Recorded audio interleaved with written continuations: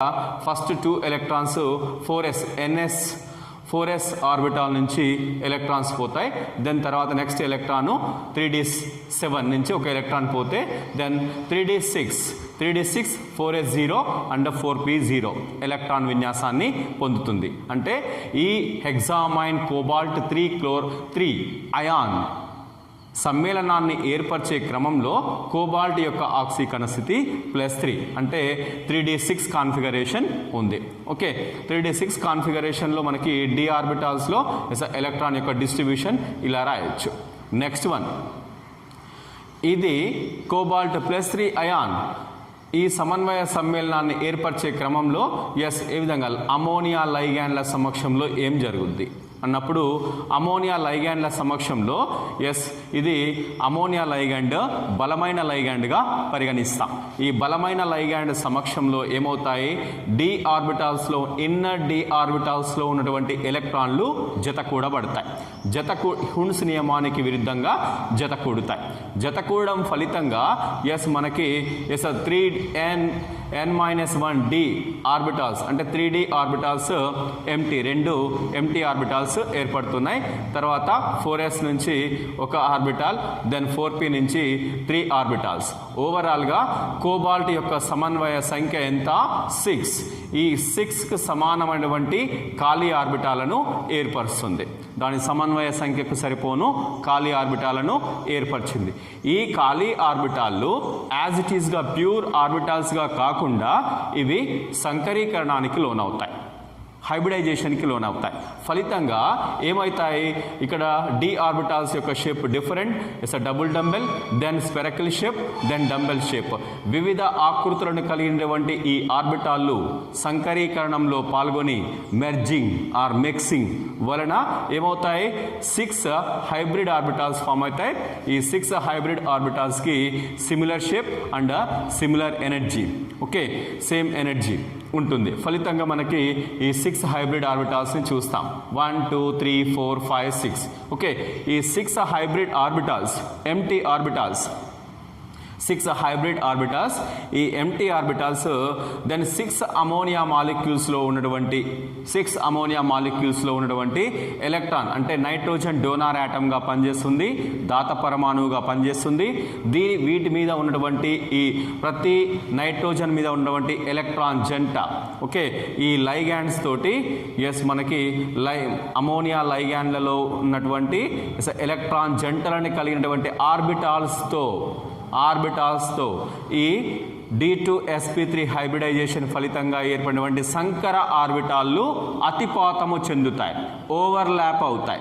Overlap కావడం ఫలితంగా metal ligand sigma bonds form అవుతాయి. ఓకే, ఈ విధంగా ఆక్టాహెడ్రల్ CONH3 టేకెన్ 6+3 హెక్సామైన్ కోబాల్ట్ 3 అయాన్ ఏ షేప్ని కలిగి ఉంటుంది, ఆక్టాహెడ్రల్ షేప్ని కలిగి ఉంటుంది. ఓకే, దెన్ నెక్స్ట్ వన్, ఏ విధంగా దాని యొక్క అయస్కాంత స్వభావాన్ని చెప్తాం. మనకి n-1d ఆర్బిటాల్స్ని అబ్జర్వ్ చేసినప్పుడు ఏవైనా సరే అన్పెయిడ్ ఎలక్ట్రాన్స్ ఉన్నాయా, లేవు, అన్నీ కూడా పెయిడ్ ఎలక్ట్రాన్స్ ఉన్నాయి. పెయిడ్ ఎలక్ట్రాన్స్ ఉన్నాయి కాబట్టి ఇది డయామాగ్నెటిక్ స్వభావాన్ని కలిగి ఉంది. నెక్స్ట్ వన్, ఇది సంకరీకరణంలో కేంద్రలోహ అయాన్ యొక్క ఏ ఆర్బిటాల్లో సంకరీకరణంలో పాల్గొన్నాయి, n-1d ఆర్బిటాల్స్ పాల్గొన్నాయి కాబట్టి, ఇన్నర్ డి ఆర్బిటాల్స్ పాల్గొన్నాయి కాబట్టి ఇది inner d orbital complex. Then next one, దీన్నే లో స్పిన్ కాంప్లెక్స్ అని పిలుస్తాం.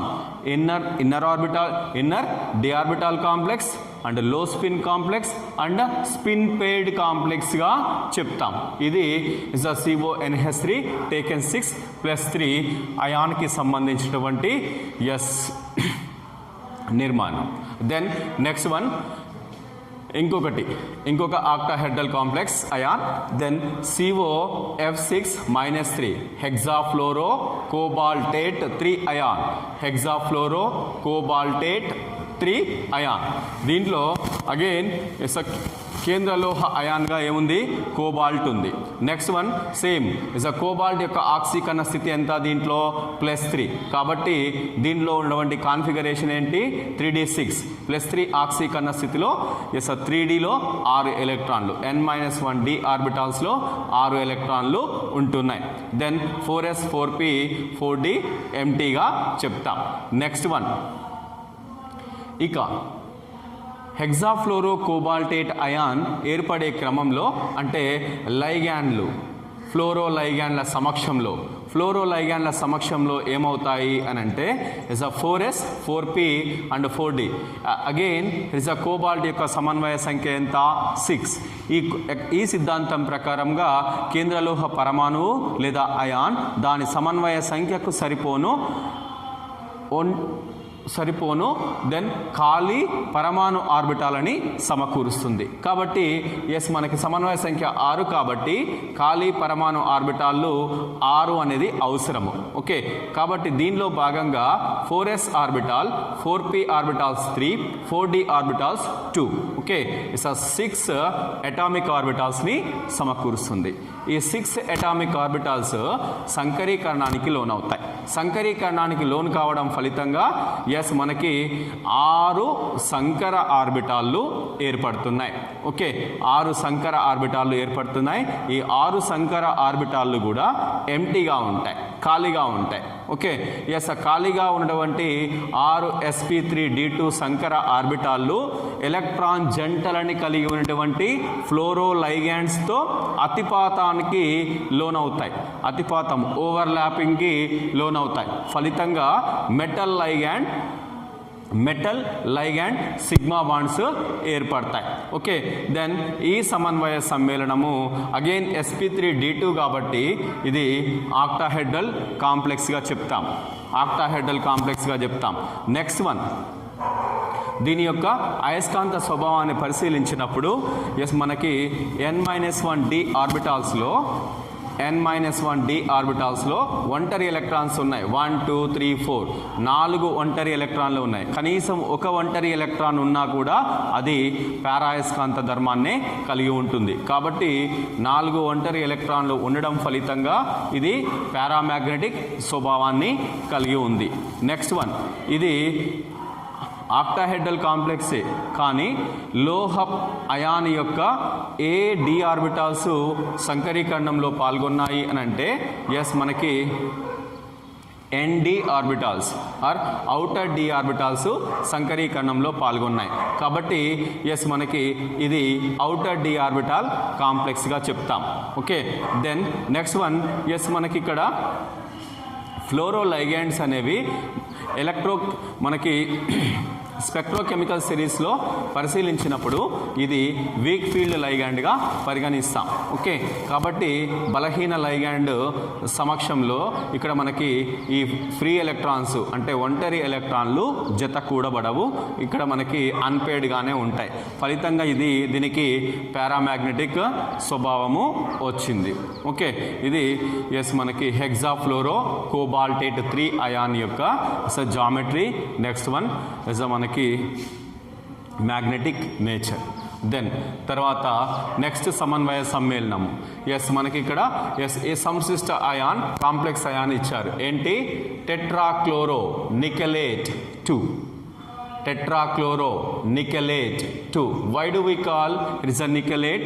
Then ఈ సమన్వయ మండలానికి రుణావేశం ఉంది కాబట్టి, నెగటివ్ ఛార్జ్ ఉంది కాబట్టి కేంద్ర లోహ అయాన్కి 8 అనే సఫిక్స్ని చేరుస్తాం. కాబట్టి టెట్రాక్లోరో నికెలేట్ 2 అయాన్.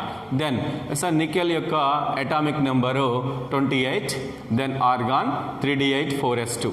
ఓకే, ఇది నెక్స్ట్ వన్ ఈ సంశ్లిష్ట